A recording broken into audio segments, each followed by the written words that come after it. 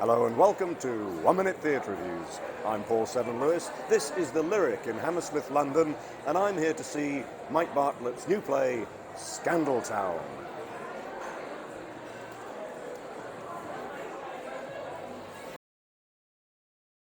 Scandaltown is Mike Bartlett's third play to open in London in just over a month, which is quite an achievement. I reviewed the revival of his first ever play, Cock. I missed the 47th thanks to COVID, and now I've seen his latest, Scandaltown. So, Mike Bartlett must be our greatest living playwright, no? Well, no, not on the evidence of Scandaltown, I'm afraid. He can certainly write amusing dialogue, and his plays are never less than interesting, but from what I've seen, there is a lack of depth in what he does. And I include probably his most famous work, King Charles III. It's not that Scandaltown is bad. In fact, it's a lot of fun. But it uses the style of a restoration comedy to tell a satire about today's rich and famous. Mike Bartlett's use of the conventions and language of that genre is very clever. But the trouble is, how many of us are familiar with restoration comedy? A better reference point might be panto, which it certainly resembles, in a good way. The plot is as complicated and ludicrous as a restoration comedy, or indeed a Netflix thriller, but the revelations at the end are an anticlimax. We're promised a decadent world of sex, hypocrisy, parties and power, and warned about nudity, drug use and smoking. But if that leads you to expect something edgy, you'll be sorely disappointed. So, a clever but pointless pastiche of restoration comedy, would-be shocks that barely raise an eyebrow, jokes about social media that already seem dated. But it's a lot of fun. Well, that's the 1 minute review, but if you keep watching, I'll tell you a bit more about restoration comedies, why this play didn't quite work, but how, thanks to its dialogue, splendid acting and a fast-moving production, it was actually a lot of fun. Or did I mention that? So, restoration comedy is the name given to the plays that were produced when theatres reopened after Oliver Cromwell's Puritan government closed them for nearly 20 years. The restoration refers to the restoration of the monarchy. In fact, Charles II loved theatre and encouraged the mocking of Puritanism and the shocking portrayal of an immoral high society. You don't see as many plays from this period as you do from the Elizabethan, but say the Beau Stratagem crops up every so often, as does The Country Wife, which for centuries was regarded as the filthiest play ever written.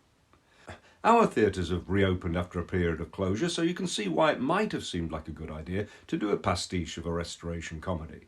And in doing so, look at today's immorality, hypocrisy and intergenerational conflicts.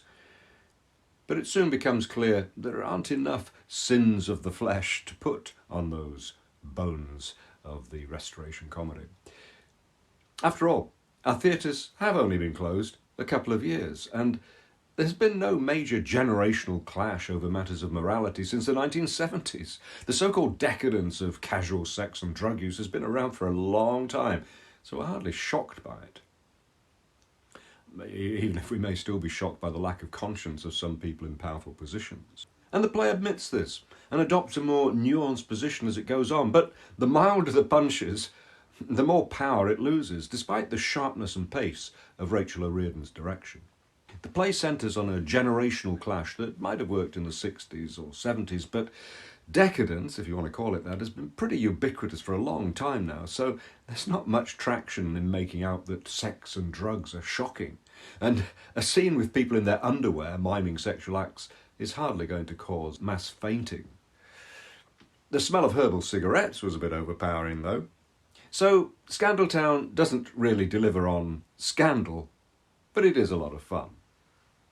And this main thrust of the satire is not about some of the real issues of the day, and ones that do divide generations to an extent anyway, like Black Lives Matter, Me Too, or attitudes to trans women.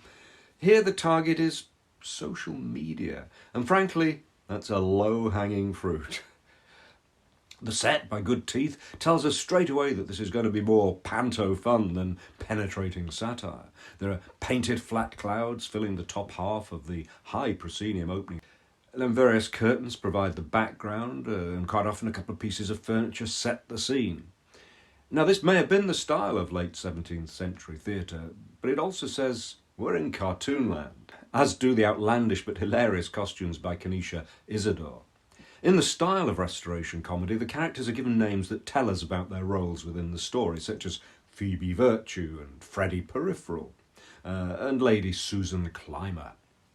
This tells us not to expect any depth to them. So it is actually a pleasure to find that while they may be caricatures, they're well drawn and what they say is funny. Restoration comedy was also known as the comedy of manners, and our characters speak, though not consistently, in a sort of prithee sir, woe betide me manner that might remind you of, I don't know, the importance of being earnest, or an adaptation of a Jane Austen novel, even though both of those examples are more recent than Restoration comedy. And of course, hearing the restrained language of the past, combined with modern-day swearing and references to targeting and the like, is amusing. The actors are able to make a meal of their roles. They're all good, but I'll pick out Rachael Stirling as Lady Susan Clymer, the vicious, self-centred, well, they're all self-centred, reality show celebrity with a smile that could charm a traffic warden and a cutting tongue that could open a can. And Richard Goulding as Matt Eaton, a David Cameron lookalike politician whose slimy salesman style epitomises all we hate about today's self-serving liars. And he gets a laugh every time he opens his mealy mouth. I'd also pick out the two young people barely out of stage school, Cecilia Appiah and Matthew Broome, who played the twins, Phoebe Virtue, a moral young woman from the north who goes to rescue her brother Jack from the immorality of London. Once in London, after a short-lived time disguised as a man, and what Restoration comedy, or panto, would be complete without some cross-dressing, she gets sucked into the London life. The main plot is about Lady Susan Clymer trying to make a comeback after some faux pas that caused outrage, by employing a social media consultant who turns out to secretly want to destroy her, for reasons which become apparent, but seem, when we find out, somewhat lame, as Lady Susan herself says. Even the would-be explosive revelation of how she proposes to destroy her turns out to be a damp squib. There are many other plots concerning mistaken identity and surprising parentage, but I won't go into them. The play comes to a liberal conclusion that is nuanced in a way that a Restoration comedy definitely wouldn't be. I mean, there's nothing wrong with saying that a bit of libertarian lifestyle is harmless and that we should be more tolerant, but it does mean that something that starts as a Rottweiler ends up toothless. So, yes, it's lightweight, but as I may have already mentioned, it is fun, with many laugh-out-loud moments. I give Scandaltown 3 stars. I hope you enjoyed this review. If you did and you want to be the first to know about my future reviews, please subscribe. And if you'd like to read my reviews, please visit oneminutetheatreReviews.co.uk. And I hate to say it after seeing Scandaltown, but I do post on social media, so feel free to check me out on Instagram, Facebook and Twitter.